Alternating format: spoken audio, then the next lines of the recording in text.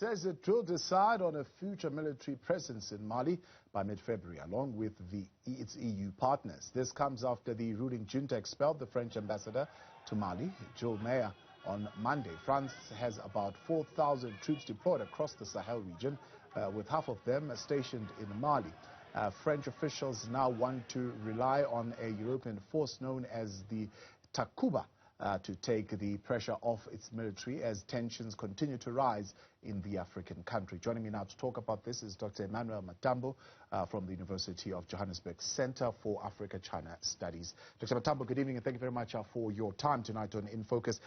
Just locate for us, what is the cause of this standoff between Mali and France? Good evening, Thabo, and good evening to your many viewers. Well, I think the linchpin, or let me say the straw that really broke the camel's back between relations between Mali and France was the backtracking that the Malian junta performed earlier when they staged a coup in Mali. They had promised a return to civilian democracy by February 2022. Unfortunately, they went back on their word and now have changed their stance to say that they will only hold elections in 2025. So I think that was a culmination, though, of hostilities that have been brewing for a long time. And of course, France for a long time has enjoyed a lot of leverage in terms of military standoffs with Islamic militants, especially in the Sahel region. But then we have seen also that there is a third player in the name of Russia, and that also has been happening for quite some time. And the backtracking by the latest backtracking by the junta was just the straw that broke the camel's back, so to say. Yeah, and how does this then impact the fight against the militia in Mali? Well, the fight against militias in Mali has always been a complicated affair, especially now.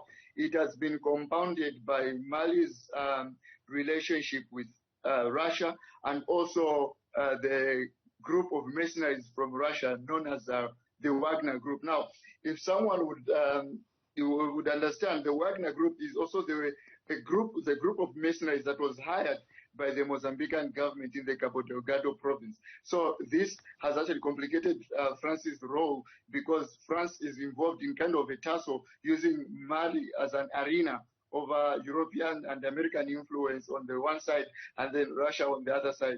Unfortunately, though, this will be to the detriment of the many Malians, very civilian Malians, who have had to suffer the depredations and the violence of the militants. So this is nothing more to help the fight against the militias, because what Mali needs right now is a synergy of the different partners. But of course, it also has to look out of its own interests, and it also has to protect its sovereignty. That is why most of the time when the Malians are pushing back against France, they always say France's condemnation of what is happening in Mali is nothing more than just a manifestation of France's colonial reflexes.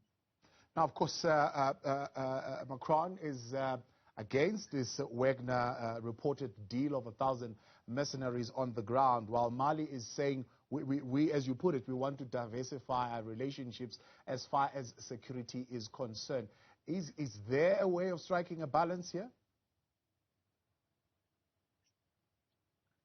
It will be difficult to find a way of striking a balance, in as much as there will be no proper explanation or proper or credible evidence of what exactly is France's role in Mali, and what is the configuration actually of the French troops that are in Mali. Because from the Malian and French and the Russian perspective, the explanation is that these are French trainers who are training local soldiers in Mali. But of course, France is not looking at it in that particular way. And it is also very complicated now, because France is finding itself on the side of ECOWAS, because ECOWAS has also condemned what has been happening in Mali. So this is just a hot mess with no winner in sight.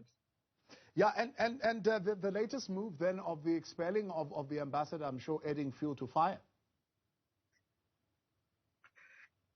Yes, I think that would be that would actually further complicate France's role in Mali. But then that has been happening for quite some time. That has been coming actually in quite some time, because remember, even just recently, there was a Denmark troop of soldiers that joined the French the French outfit in Mali.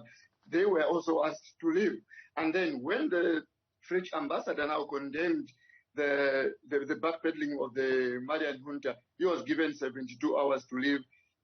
That was not a surprise at all. But then it will be interesting to see just how France will retaliate towards Mali. Dr. Matambo, I appreciate your time, and thank you very much for joining us. Dr. Emmanuel Matambo, there from the University of Johannesburg Center for Africa and China Studies.